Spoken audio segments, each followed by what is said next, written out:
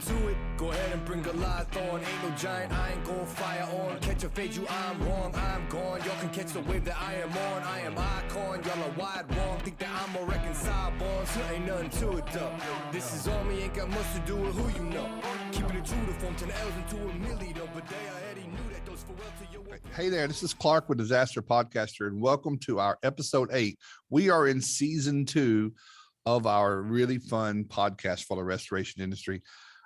Today's going to be a first. We are actually bringing back one of our past guests to kind of like where are they now type of situation. You've seen those things on TV, you know, your favorite actor from Full House. We're talking about where are they now. So we're going to be coming back. We're going to be kind of going back to last year when we had a podcast number 4 in season 1 with Nick Lambert in Faithful Disaster Restoration in Billings, Montana. To date, that's actually the most listened to and downloaded podcast that we've had because I think it resonates with a whole lot of people. So we're going to have really fun with this. You're going to want to tune in. We're probably going to be sitting around 35 minutes. But I want to say, whether you're watching this on Facebook or on YouTube later or wherever you might consume this, and you do have a question for Nick or for I or anything, drop that. We'll make sure that gets to him. And if he has an answer for that, we'll get back to the whole group and go with it. I wanted to take a moment, as always, to thank Kahi, our sponsor for the podcast. It's very, very important that all the gear and the platforms that we use, you know, I'm actually thinking about creating a behind the scenes of how we put this together. I think it'll be really a cool segment for some people to know what all goes into this hobby. But I want to thank Kahi.io. They are a asset tracking vehicle, telemetrics. They do a lot of different things. They've actually got some great forward facing and rear facing camera. They have a lot of AI integrated into it, and they're really starting to link up with a lot of the softwares that are in the industry to add extra value. So stick around. Thank you to Kahi. We'll be right back and talk to Nick.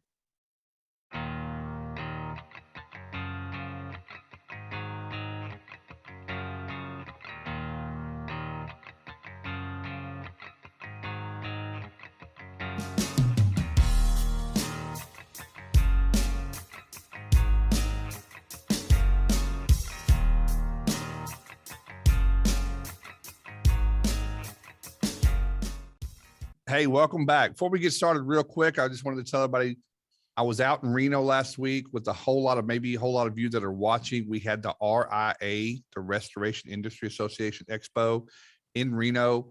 Always a well put together event. It's great to see a lot of people. There were some good conversations and some of the breakout, some of the same ones we've been having for a while. But listen, there are movements forward. There are things moving forward. Maybe it's not as fast as some people want, but a lot of people there were from Verisk and from Xactimate talking about some of the struggles that we see, and they hear us, and what they could do about it, we'll see. But it's a step in the right direction, and I applaud those that are volunteering in that industry or that association to put these things together, because they are not easy. Saw a lot of friends. Nick and I both are good friends with a lot of the same people. Carlo was out there. So that was it was a great week. Had snow. I'm ready to come back to 75-degree weather. Sorry, I'm spoiled. And then the last thing I want to talk about is I promised that I would promote this, because I'm happy to promote this. My friends, your friends at REITs they're scheduling in August 10th, 11th, and 12th, their next level event. They had this a few years ago. COVID slowed it down, but they are very excited to have it again. I just saw on their Facebook page some of the Jeremy and Nick talking about the agenda and the theme. It's great. And before I go on, I will tell you, there are a lot of events in this industry. You've got the RA, which I mentioned. You've got the Nexus. You've got, all of them, Experience. They all have their different agendas. They all have their different things. You're going to get something different from them. You have some that are just a networking opportunity. You see your friends, you see your colleagues, you have a reason to go to Vegas in some of them. And then you have some that you actually take things away from. Like you literally have some nugget of something that's business changing. And I like the latter. I love seeing my friends, but I see them all the time. But I like to know that I'm going somewhere, investing my time into something that's going to increase my value of the company and those people that I serve and the people that work here. So check them out, reitsacademy.com. There's a link there for the next level. Check it out. It's going to fill up. I believe it's only 150 people, and I've already got 2 seats. So 148 people can go. Without further ado, Nick Lambert from Faceful Disaster Restoration in the Billings, Montana. How are you, bud? Good. How are you doing, Clark? I'm good. I love your hat. Thanks. Yeah, it's a nice little hat. It's kind of cool. I'll get a little zoom in on it. It's actually a straight bill hat with the state of Montana on it. So yeah, I got to give my wife credit. She's actually the one that saw it, and she's like, "That's cool. It would look good on you." I haven't been wearing hats a lot lately, so I thought, you know what, let's do it. So cool. Hey, thanks for taking time out in your thanks for having me. I appreciate it. Busy. I got to thinking about who could we. I love the idea of bringing back the past and figuring out, like I said, where are we now? And yours was such a good story. It was such such popular, so that the metrics agreed that but everybody enjoys talking about that, because I think everyone can resonate. So before we get going, Nick, I wanted to remind everyone, if you go back to restoration or disaster podcast, all these names, disasterpodcaster.com, that's our podcast page. That's where all of them are going to be. But if you want to find this one and pause before you watch, I think there'd be value in that, because it was season 1, episode 4. And I think we titled it, Nobody Can Take Our Culture Away. And that's what it was about. It's about culture. We recorded that in Billings, in town, on January 20th of 2021 of that was last year. We're filming this one in April of 2022. So Nick, tell me if I got this right. You started your business October of 2005. Is that correct? Yeah. We started in October 2005. And we are now in 22. So you're going to make me do some math. So you've been in business almost 18 years, right? Almost 18 years. It'll be 18 years this October. So does it feel like 18 years? Sometimes yes, it does. Other times, no, it doesn't. There's sometimes where you stand up at the top of the mountain, mm-hmm. You look back and you look at all the mountains that you've climbed, and you really think, wow, I can't believe it's been quite the journey. And then there's other times when it's like, it seems like just yesterday I started. So I guess perspective's everything. Yeah. So you moved through the transition, which I'm sure a lot of people listening would agree with. You started out in the more the janitorial, the home cleaning, into carpet and tile, then started dabbling in restoration, and then eventually went full steam with disaster restoration. Is that correct? Yeah, that's exactly it. I started as a house cleaning company. Actually went door to door, knocking on people's houses, handing out flyers. I was literally pushing my daughter, who's now 17 years old. I was pushing her. She was a baby, and I'd push her in the stroller and go up and down and just knock on people's door and say, hey, I'm trying to start this business. And so we started this house cleaning. A couple years into the house cleaning, we did house cleaning, new construction cleanup. A few years into the house cleaning, I started having people reach out to me, and they wanted me to clean their carpet. So we started, they're like, rent a rug doctor and clean my carpet. And I'm like, I did it, and I didn't like the results. And so I probably only did that a handful of times, and I actually found a local distributor here. They got me hooked up with a truck mount unit. We got so busy doing that, I let my employees, I had 2 employees at the time that did house cleaning. They took the house cleaning clientele. I kept a handful of them for myself, and got going with the carpet cleaning, and then transitioned into the disaster restoration part, and dropped the house cleaning altogether very quickly after. And since 2013, we've been doing just strictly disaster restoration. Back in September of 13, I sold my carpet cleaning division to one of my employees, and he broke away, changed the name, and we just went straight into disaster restoration at that point. So, is he still in business? Yeah, he is in business. I don't have much of a relationship with him anymore. Sometimes when people break away, things get messy, and I wouldn't say it really got messy. It's just the nature of the beast. He drifted away. Drifted away. Yeah. So so he still is in business. I think he does a wonderful job. But yeah, just teach their own, right? I want to go back to something you said, Nick. 2005, you're knocking doors. For those young people listening, this was kind of before the internet was a really big deal. And that's just how you marketed, right? It's relationships, get in front of people, actually talking to people. I think we're probably still in the MySpace time in 2005. I don't think there was a Facebook yet, or if it was, No, I there don't was think. no Facebook. No. I just want everybody to realize that starting a company, you do what you got to do, and knocking doors is got you here. And I think you're here later in the episode where here is, and I think you're going to be like, I want people to know they're not. If you're still knocking doors, you're not doing a bad job. You're probably doing it well. And then another thing you said about climbing that mountain, I heard something so awesome last night. And I guess I get this is there's a famous mountain climber said, you haven't really climbed a mountain until you come down. If you just go to the top, you've only halfway gotten there. You've got to come back down safely. And I thought that was pretty cool. So I'm not saying come off the mountain. I'm just saying there is a journey and all of that. So I heard your story. Again, everyone, you can hear this again in real time. We filmed this we actually filmed that one. We were still audio only at that time in my early days podcast. Even the thumbnails look different. I was looking back at it, how you always say you look back at your early work and you're like, oh, but it keeps me humble. But we were in the warehouse. It was after, it was like, I think it was after dinner because we had been somewhere eating and having a good conversation about the culture and the hardships. And I said, hold on a minute. This sounds like a good podcast. So we went back into the content center. There were some people coming and going. We were like, what's this going to sound like? But I think it turned out okay. But it's just real humbling about that was when that was happening. You were renovating your office side at that time where the office was. And you guys at that time, you were crammed into a pretty small office trailer, weren't you? Tell me about that period.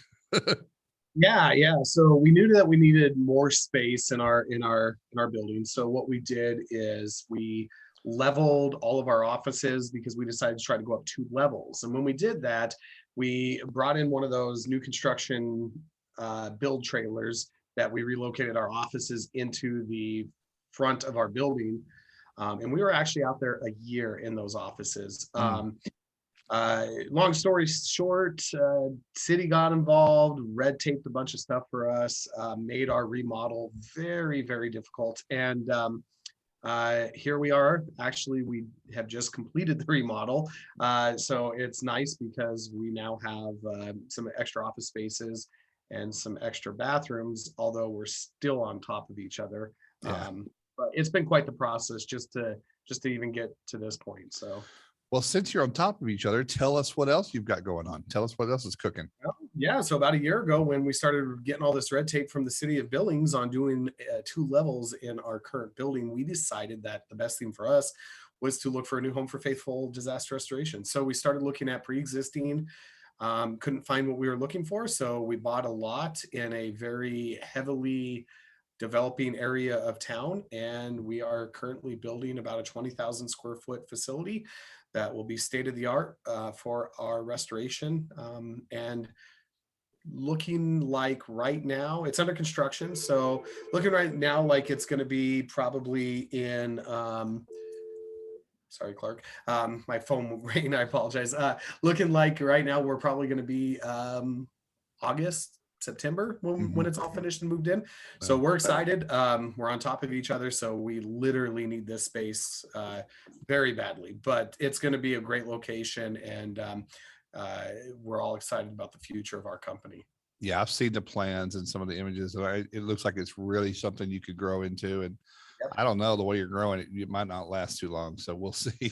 Well, I wish you the best. I know that building during COVID has been difficult for some trades and lead times and materials and red tape and things like that. So anyone that out there is going through this at the current time can probably sympathize with you. Nick, on our last episode, I'm not going to dissect it deep, but you basically told a very colorful tale of a period before we had met, before we had started getting to know each other.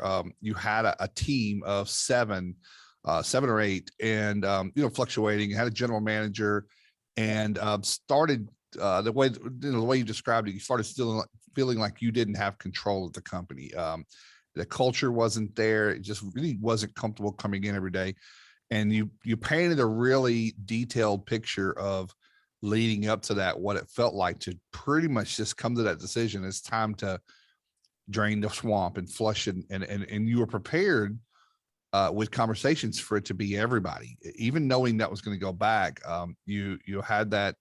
I listened to this again yesterday or the day before yesterday, just so I could have some context. And I forgot how listening to you tell that story, it's almost living it again. It was, I know how hard that would be. And these were people that you had helped you get where you were. And so you had a really, obviously you think about that time a lot, right? So you know what it was like. Hardest thing that I've ever done. Hardest thing. Yeah. So you did it. Again, everyone go back and listen. I'm not going to give away the answers to the test.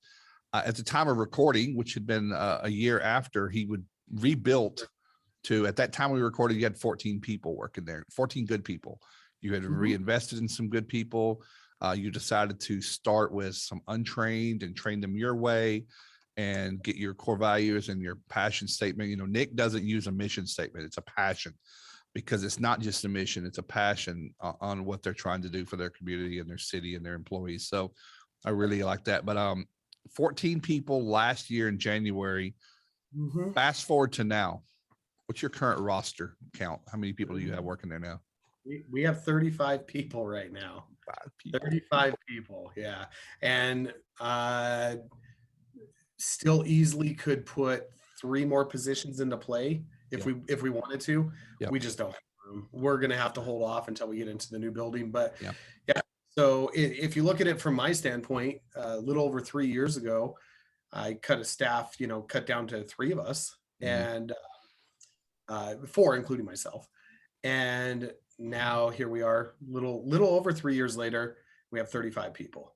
So I think it's a big testament for me, following what I felt like God was telling me to do in my business. And I also feel like it's a big, just testament to having the right people in place and having the right company culture, because without the right people and the right employees, there's no way we would continue to grow or continue to reach the goals that we have reached, or try to be where we, go where we want to go. So, Nick, I know people from my career as a contractor and now as a coaching thing. I know people that kind of went through what you did and never really recovered from it, meaning they had no desire to grow again. That, the fear of that recurring was so prominent in the possibility that they didn't. So, I mean, it takes a lot of strength. I give it to anyone in this industry, any business owner, but just in this particular industry with being emergency services,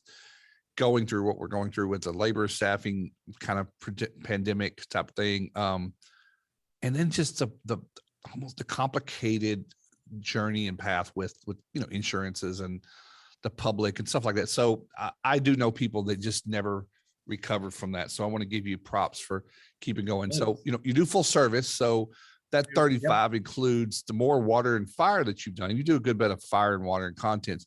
It creates more construction, which you do a lot of in-house construction. Obviously, I think everybody should know that includes that. But then, what's that? I think we have six people in our repair division right now. Yeah. Marketing team, and then a host of administrative staff that just takes to keep up with this. Even recently, you've got an HR manager. I think anyone trying to make sure culture stays front and center, you've got to get that HR in place and have it really dialed in with your team. So I know you're always recruiting. This is something I want to tell everybody. I know that while you don't want to replace anyone on the team, would you say it's fair to say that you're always recruiting the best players for the best positions and the best people? Yep. My best players are going to play all the time. That's kind of a philosophy we have. We actually just did some restructuring in our company over the last couple of weeks to kind of accommodate that. And if I have a new guy who is coming in and just, knocking waves and just really, really, really learning and taking it to the top, I mean, he's going to get an opportunity to do what somebody else might not be able to do. So I think you always have to be recruiting. You always have to be looking for the right people that will fit your company culture and also fit with your goals and what you're trying to accomplish. And so I think it's definitely really important to find that. But yeah, there's actually been times when I'm like, I'm not hiring. And actually our HR was one of those. We weren't so much hiring, but I really thought that this person would be a great fit. And so we just said, you know what, we're not hiring for one, but guess what? We're hiring for one. I'm not going to we'll make it happen and we'll make up for it. Right. Exactly. We're not going to let somebody slip away. I've always attributed to running a company like a sports team. I mean, everybody has to catch, everybody has to hit the ball, everybody has to perform whatever that is they do.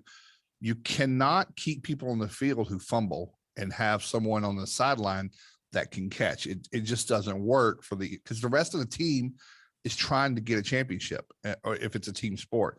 And that's just a good way to think about it. I mean, I like this person. They're a really good person, but they can't catch the ball. And they either let's work with them on a coaching situation, improve that, figure out what's going on. But I don't want to bench a person that can get us to the next level, because I've got another 34 people who are trying to get there, that are working their butt off every day. And I want everyone watching, listening, consuming this to understand that you might have family working there, you might have friends, and that complicates the thing, but it doesn't change the fact that if you ignore that mindset, you're going to end up facing some difficult things like Nick has probably faced at some point. And you gotta do the hard stuff, right? You gotta just do it.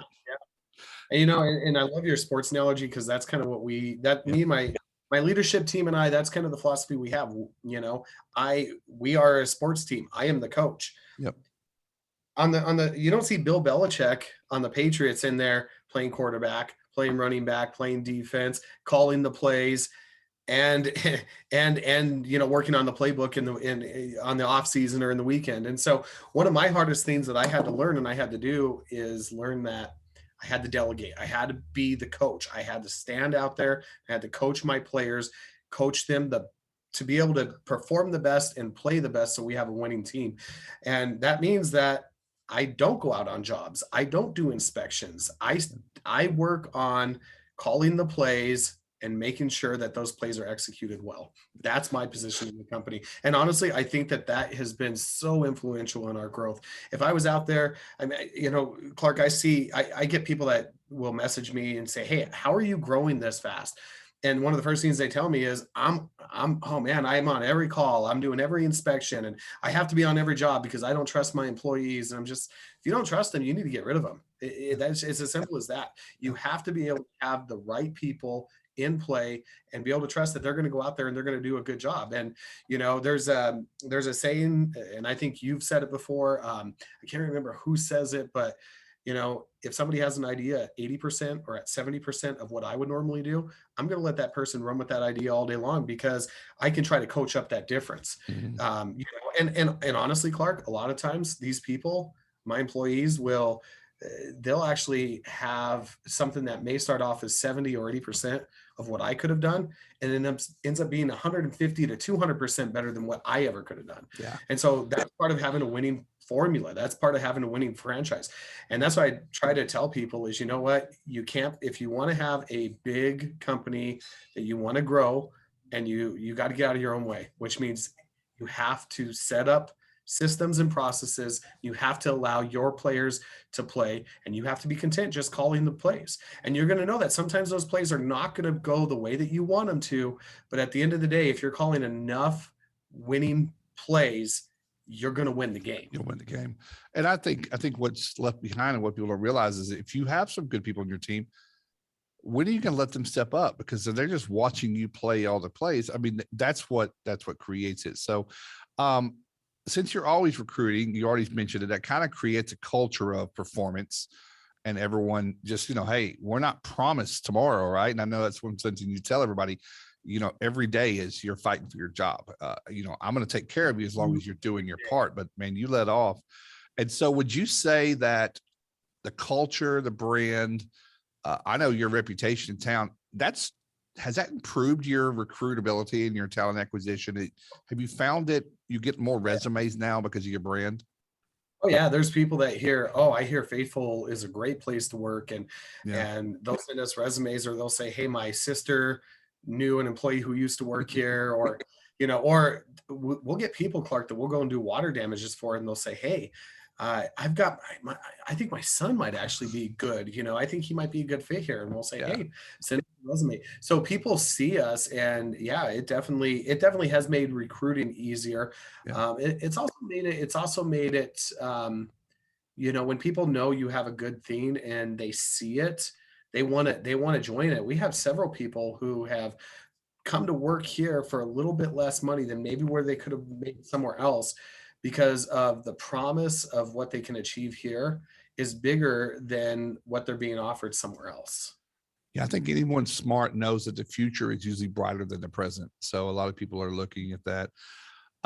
Hey, let's dive. I'm going to dive back to that last episode, and I think anyone that listens to it, you're going to hear this in the conversation. But you talk about the difficulty of having to do that reset. Like, I don't know how long the time was when you decided, like, hey, this is something I need to do and do it.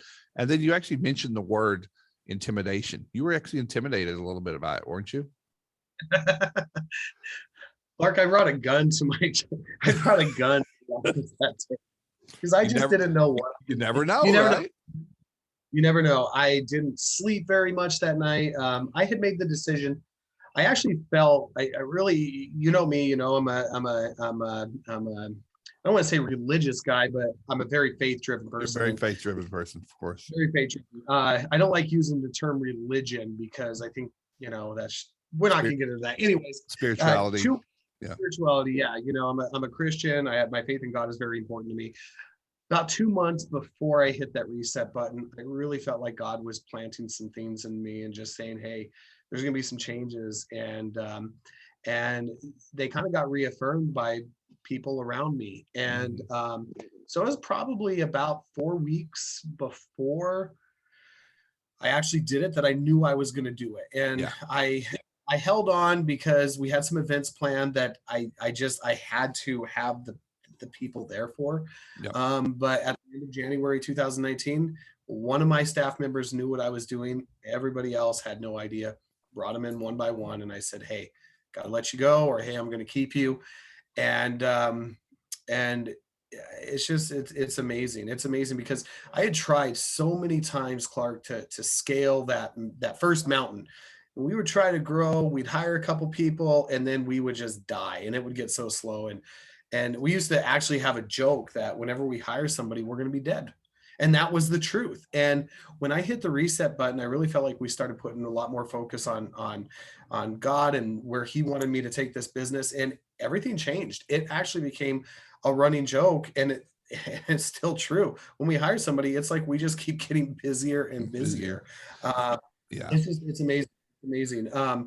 And I think that's really, that's really helped. But yeah, going back to 2019, it just, I caught everybody off guard doing it. I was intimidated. I was scared to death. Like I said, I brought a gun, and I told my wife, I said, if this doesn't, if something goes wrong, I'm sorry, and it was just because I didn't know how some of my guys were going to react. Right. And honestly, it was hard to do. It was very, very hard to do, but nobody was violent about it.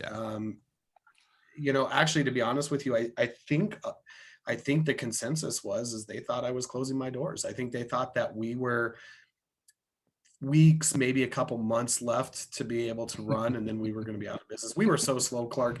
It was so dead. And so my hand kind of got forced at it. I think God was kind of like, hey, you're not listening to me. We'll give you some slow times to kind of reflect on stuff. And, it's true. But you know what? But it worked. It worked. So having gone through that, Nick, do you approach those uncomfortable situations differently than you did then? That's obviously, did you build up some scar tissue to that kind of thing and now see it in a bigger lens and a bigger picture? Yeah, going back, it was the best thing I could have done. And even though it was the hardest thing I ever did, it was the best thing I ever did, because now we have scaled so many different mountains. We have grown and we continue to grow. So many good things have happened to this business. We've become a real culture for, broken people. We have people that are from all different walks of life. I've got people that have struggled with alcohol abuse years and have been sober for a decade that are working here. I've got people who have been in bad relationships who are working here. It's kind of a motley crew. And so going back to your question, I think that I definitely can handle things a little bit easier now. It doesn't affect me as much because it's like I've already done this before. So if I have to let somebody go, but I also have a leadership team that I've built and an HR now. So if we have to somebody go, I'm usually not even part of those discussions anymore. It's usually you can separate yourself from it a little bit and not be so a little bit, attached. Yeah. Exactly. Yeah, because and that's been kind of one of the other hard parts, because I do literally care for each and every one of my employees, whether it's somebody who has worked for a couple months or somebody who has worked here for 10 years like Darren. I literally care for each and every one of them, and I love my staff. I love them. They're part of your family. And I want to make they are absolutely. And I want to make time when they come to my door and they're like, hey, can I talk to you? I want to say, yes, come in, let's talk. But I'm like, hey, well, what is it about? Well, I need to talk to you about this job. I'm not the right guy for you to talk to you about that anymore. You need to go to, the production manager. You need to go to the mitigation manager. You need to go to the fire manager. So I do have a leadership team that does take care of, I don't even sit in on interviews anymore. I have, unless if it's a management interview, I have somebody who does, I have a committee that does my interviews. We have a leadership team with HR that handles with the department managers, disciplinary actions, hiring, firing, things like that. So I don't have to be involved. I could be, but I just try to separate myself from that, because I don't want people to feel like they can run to dad if mom says no. And part of having good culture is having, who do I respond to? Who do I answer? Who do I take my issues to? Well, I get a sense that it's not super simple to get a job at Faithful, as big as you may be. I mean, I know you do a lot of disc assessments, and I mean, there's some hurdles that you're going to go through, and a couple of different interviews to make sure that someone's the right fit, because my next question is going to allude to that. You possibly, from what I gathered from the first podcast, is you might have delayed that decision to let at least your GM and his close allies go. Is it fair to say that had that been done earlier, it wouldn't have been such a large scale termination? Did that cancer spread into some other people? Is that fair to say? Yeah. And I need to make something very clear too. My former GM was not a bad guy. He was actually no.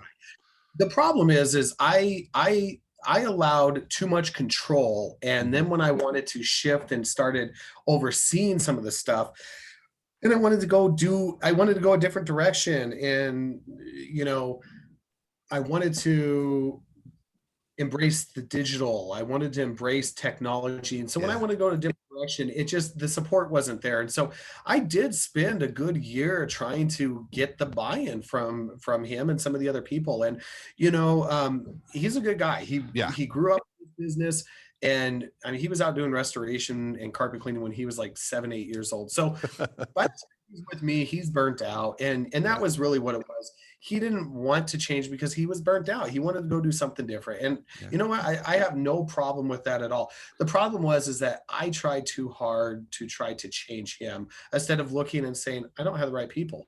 And I had talked with many people throughout the industry that I started going to events in 2018. And then you start seeing the writing on the wall and you're like, man, I really don't have the right people. And so would it have been a big ordeal if I would have cut a couple people? I still think we still would have ended up cutting everybody back. All the people that left, none of those guys would have been able to make it with this culture that we have here. They just wouldn't be. They wouldn't be able to make it with the production that we have here. They wouldn't be. They would not kids for this one of the right players for the team. Yeah, I have a mentor, a speaker that I listen to named Kerwin Ray, and I'll spare everybody the long version, but he basically says everybody fits somewhere. If you're walking this planet, you're an intentional person. It just might not be here. Yes. At one point, it may have been here, but now things change, and we all do that. I mean, things change. So everyone fits somewhere, and I want everyone to kind of detach that. You're not really putting someone, well, listen, if you've got to let someone go that didn't do anything really, really wrong, I think a good severance package is a really, really honorable thing to do. I think you need to take care of those people in your charge. You might be doing someone the very best for them by letting them go so they can go find what it is they really want to do. I've disemployed or fired many people that have later told me in some words or another, it's the best thing that ever happened to me, because I probably would have stayed there forever, but I really wasn't challenged. I wasn't loving it, and my passion wasn't there, and it certainly didn't match what it needed to be. And I don't think I had the guts just to face that. So I want everyone to know that sometimes if you listen, I also say that if someone's getting fired and they don't see it coming, it's a big problem. There should have been a lot of efforts, many conversations to get to that point. And a lot of times people avoid that stuff. And I don't want anybody avoiding those tough conversations, because now you have 34 other people that are depending on the right conversations. So we're talking about that. I'm going to keep moving through that. You approach it differently now. Like obviously y'all have indicators that, hey, there's something off. This is the action. Yep. This might be a discussion. This might be a reassignment to a different department or something. And I think it's really fair. And what I love about your company, Nick, and just because everybody know, Nick and I are work together as coach and client. So we have here, I think you're about 40% of a balanced female and male a company. Yeah. So you have such a diverse, you mentioned a while ago through some things, you have different characters, different backgrounds, and then you have different genders. And I just, I know a lot of people, everybody says, oh, this is a guy's industry. Some of your females, your customers love everybody. I get angry. I get angry when I hear that, Clark. I really, really do, because I think females are just as much. I actually think females are the future of our industry, because females have stuff that some of us males don't have, and the level of empathy and compassion that they can show. And I've got females that outwork my males, straight up, and you know what? And I could bring those guys in here and they would say, oh yeah, so-and-so outwork. And they definitely attach to customers better. They clean. Yes, absolutely. I want females in leadership roles in my company. Yeah. I want to embrace it. And this has nothing to do with female empowerment or anything like that. Best players play. And you know what? I mean, I've got women that are just awesome at what they do. I got guys that are really good at what they do too. But yeah, we get some adjusters every now and then that really, really try to attack some of my women that work here. And I just have zero tolerance for that.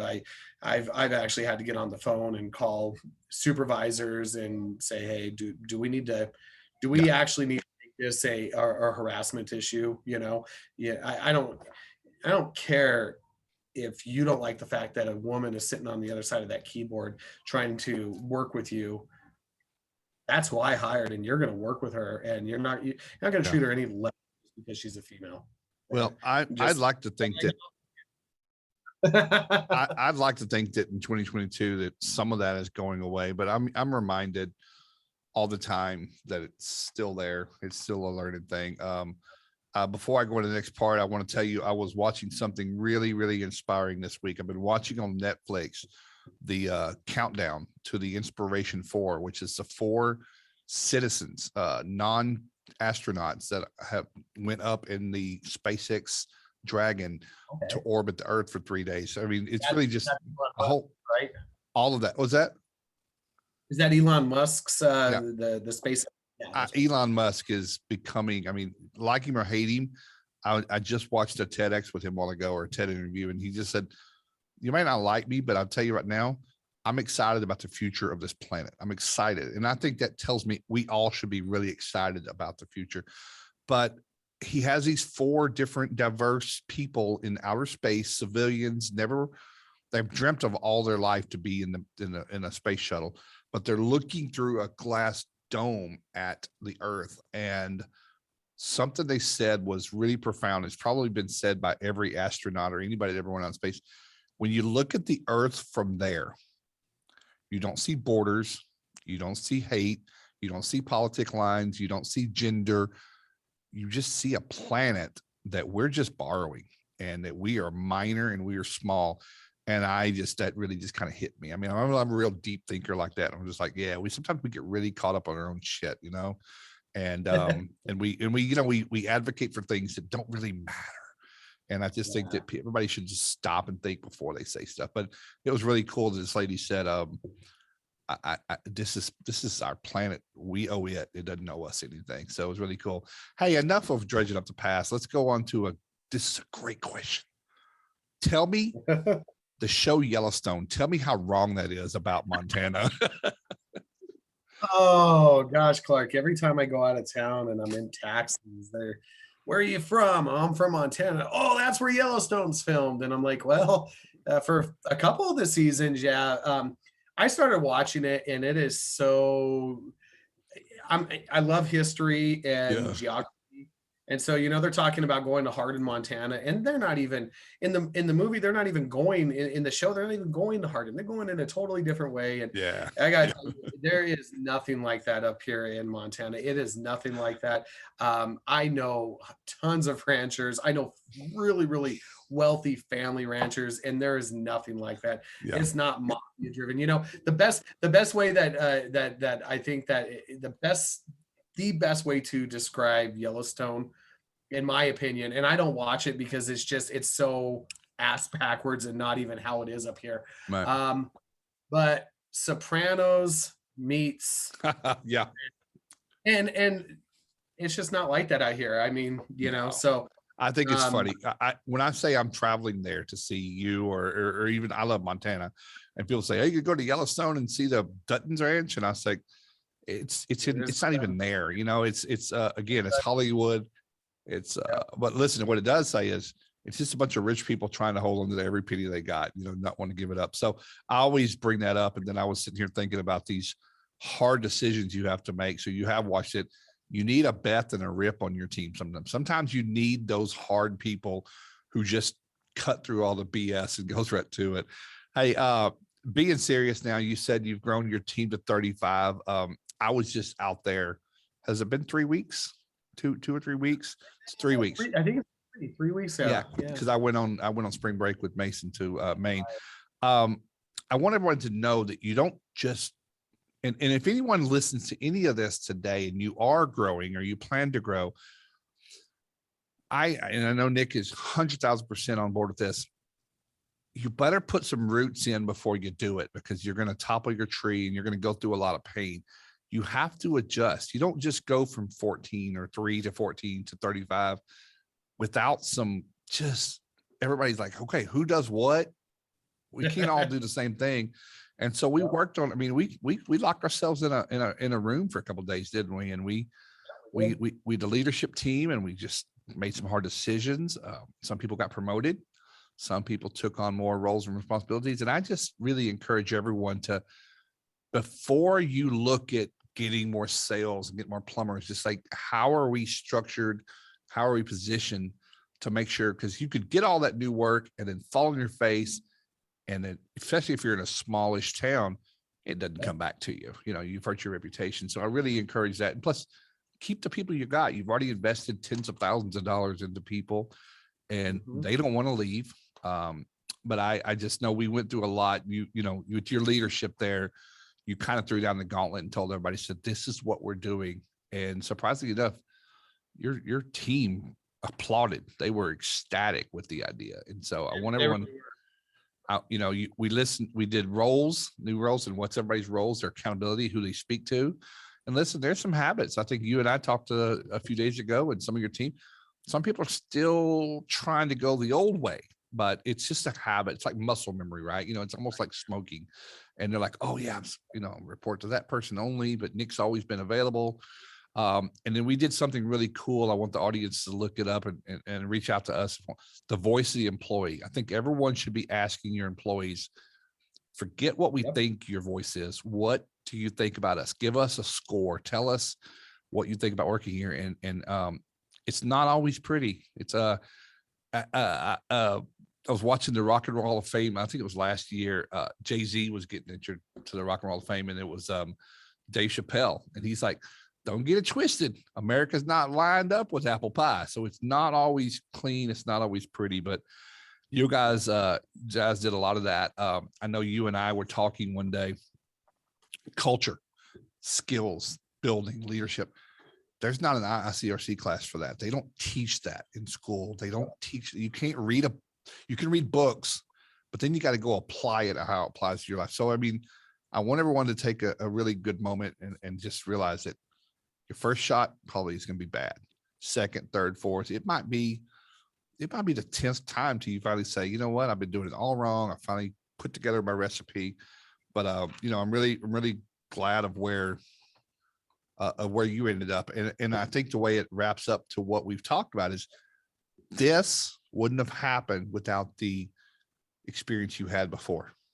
Exactly. No, as much as you would like, I'm sure, Nick, you would like to say, I wish it would have never happened. I think it had to happen, right?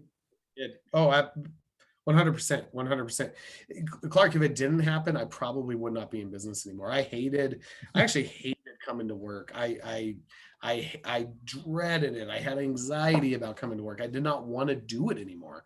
Yeah. And so, now for the most part, I enjoy coming to work. I'm just like everybody else. I mean, you have good days, you have bad days, but I really enjoy what I do. I really enjoy being around people. And, our company culture is just, I think it's really strong. We do a lot of extra things for our employees that other companies would never even consider doing. My accountant has actually told me numerous times that I'm stupid because I could take a lot more profit and be rolling it into my future. But my future is based off of this company. And I've always had that philosophy that I want to be somebody that takes care of his employees. I want my employees to really feel like they truly are taken care of, that I do have their best interest in mind. And if that means I have to take a little less profit at the end of the day and create reward systems for my employees, bonus structure, things of that nature that really help push that meter, it's worth it. It's worth it all day long. And it's worth me not having to work 80 hours a week. It's worth me not having to work 100 hours a week. Clark, last night I was laying down on my couch. My wife was sitting there reading. I was laying on her lap, and it was, 6:30. And I literally thought to myself, man, years ago, this would never have been an option. I would have been at work until 7:30, 8 o'clock at night. I have my life back. I have my family back. And for me, that's worth giving up a little bit more of the pie to be able to have that freedom.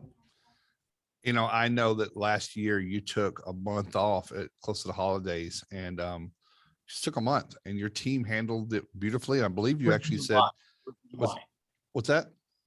It was in July, and then you took off a month to December before. But I realized that one of those two, maybe to December, you almost had a record month, or you did have a record month. Even in your absence, your team, the machine performed, and I think that's really a great testament. I really just wanted to ask you here, as we start to bring this all back in and grab it into a package, for what we've talked about, what we've said, what's something you would tell if you were at a conference and someone called you up and reached out, because they may, what was the one big thing? What would you recommend to everybody right now for to avoid what you've been through, to possibly obtain where you're going, or something like that? What's a big takeaway for them?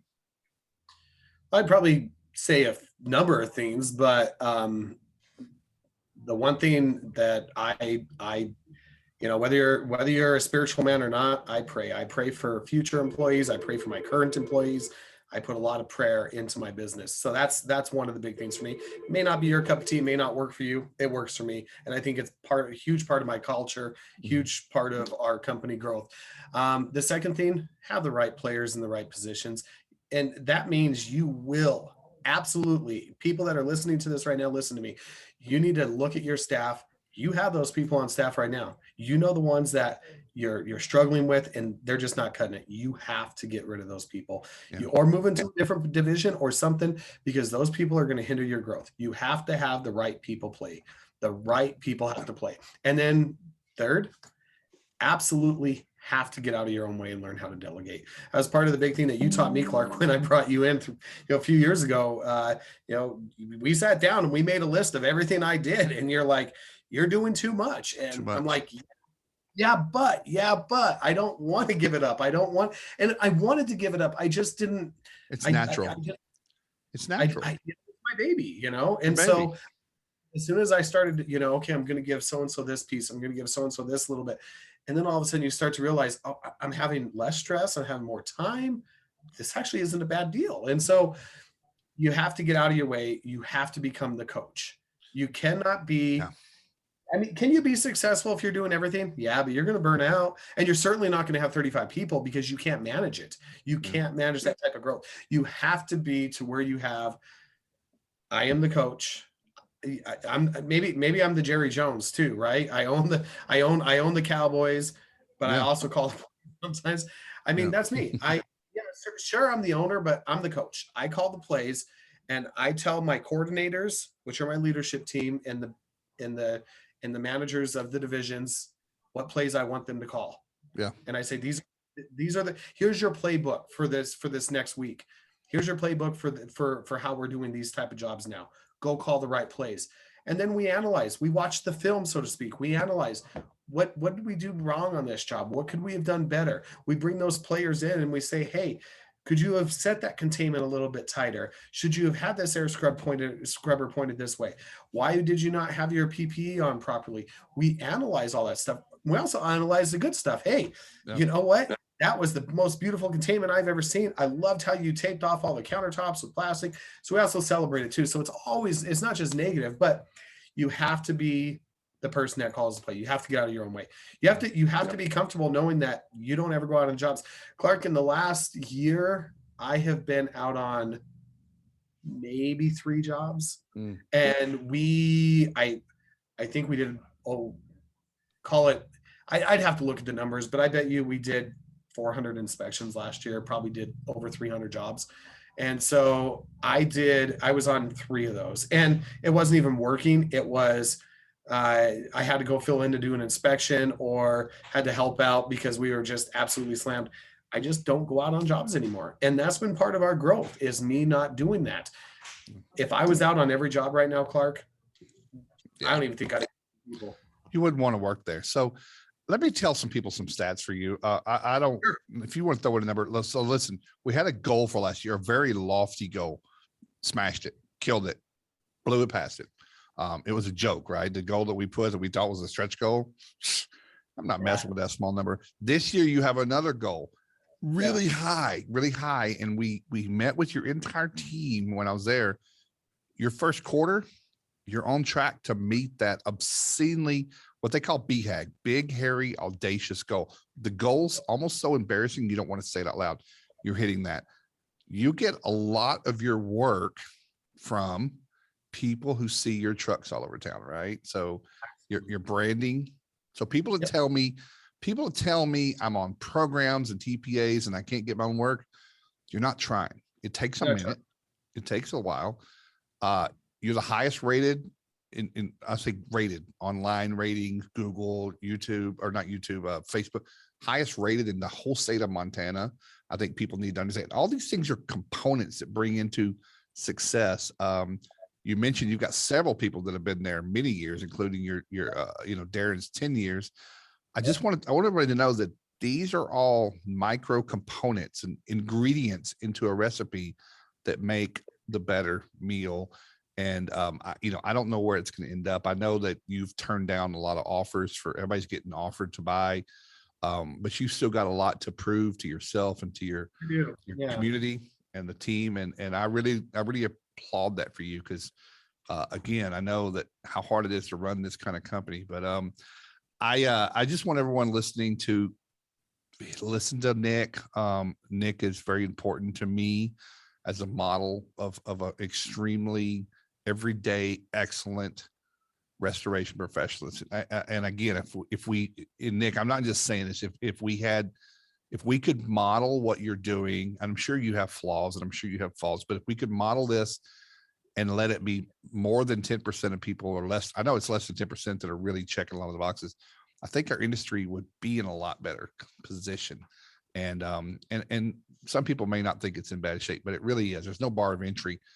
You're doing it right. I want people to drop their ego, stop promoting on your Facebook page how many trucks you've got all the time, and look how much, it's not about us, it's about them, right? So your culture is incredible.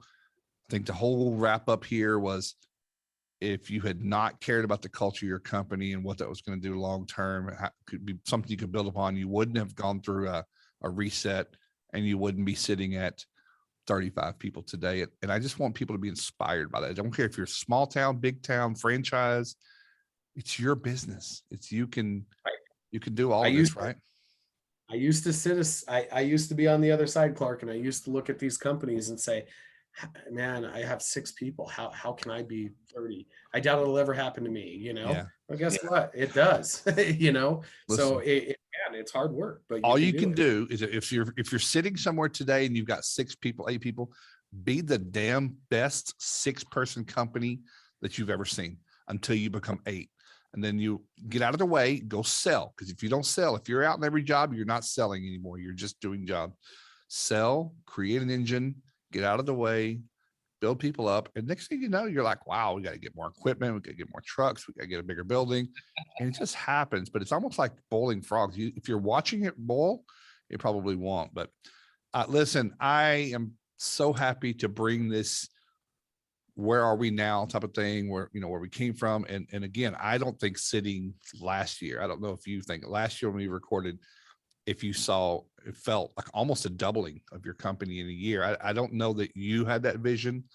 I don't think I realized it if you did. I actually thought it was 2 years ago that we met. And so when you told me January 2021, I'm like, holy crap. Well, that's when we recorded the podcast, not when we met, when we actually made the first podcast. Yeah. Yeah. You know what? Maybe I'm wrong. Maybe it is 2 years. I don't know. It's been a long. It's not. You're right. I looked at the date. Yep. Here you are. You've got. I want everybody to know that training is a big deal for you. Who's at your place right now teaching? I've got Anissa and Kevin Coy out here running a class all week, and we actually, like Clark, we consider Clark part of our faithful family. We consider Anissa and Kevin part of our faithful family. We're actually one of the. There's only a couple places that they will actually come and hold classes at. Mm-hmm. And so if you signed up, you would be flying in. We got people from Australia right now here taking this class. Really? I've got a few of my people too. Yeah. And it's great. Kevin and Anissa, they really know their stuff when it comes to fire restoration. Yeah. And they've been able to really help us with, SOPs and just making sure that we're doing stuff the right way. The right way. Yeah. And so, yeah, having proper training is absolutely huge. And, we're a small town. We have 125,000 people in our region, 250,000. We're told we don't have a distributor here anymore. We do not have like a Ramsco or, anything like that. So we don't have an option for training except for bringing people in, which works great for me, because then I can send as many people through the class as I possibly want. When we get in our new building, we plan to bring out somebody every single quarter to do, whether it's certifications with the IICRC, specialized leadership training, awesome. Whatever we decide we want to do is what we're gonna do. It's gonna be awesome. It's going to be great. I can't wait to see it. Listen, we've run a little bit long here, but I'm almost guaranteed that no one tuned out because, again, we all learn from those that are like us, and everyone can relate to some of the struggles you've had, and hopefully they can relate to some of the successes you're having and see how the two of them intersect, and one wouldn't happen without the other. So, Nick, as always, I appreciate you. Go ahead. And I just want to throw out too, if there's anybody out there listening, you guys have questions and you want to reach out, feel free to get a hold of me. I'm more than happy. I want to give back to this industry. And if I can be of, any type of, advice to help you, or if, answer any questions, I'm not the smartest guy in the world, but, I think I've got a pretty good thing going. And, and if you're also looking for, somebody to help, and Clark didn't bring me on here for a plug, but I mean, Clark has been really, really influential in helping me get out of my own way. And I'll tell you, he can do the same for you. So, look into the industry, and sometimes the best thing you can do is ask for help. Sometimes it's hire help. But it's gonna lead to giving you the results as long as you listen and you try to implement what you're learning. Well, I think you're right. I think there's a time and place for a paid coach or consultant, but I also would tell everyone, have some buddies in the industry that you really trust that will tell you the hard truth. And I know you have those. I certainly have them that tell me the very hard truth sometimes. But I think, when as drop your walls, don't look at your competition as competition, look at them as peers, and the right people will show up and tell you where your weaknesses are, and then you don't have them anymore. So I'm going to put your email address in the description. So if anybody wants to reach out to Nick, don't email him and sell him SEO or extended car warranty, because he won't reply. Man, Nick, I appreciate you. I appreciate you. Have a great spring. If you ever have a spring, if you quit snowing there. And man, you reach out if anybody needs Nick, you can reach out to him, reach out to us at restorationadvisors.com. Listen to our other episodes, and certainly listen to Nick's episode 4, season 1 on Disaster Podcaster. Thanks, everyone. We'll see you next week. We got a really good one. See ya.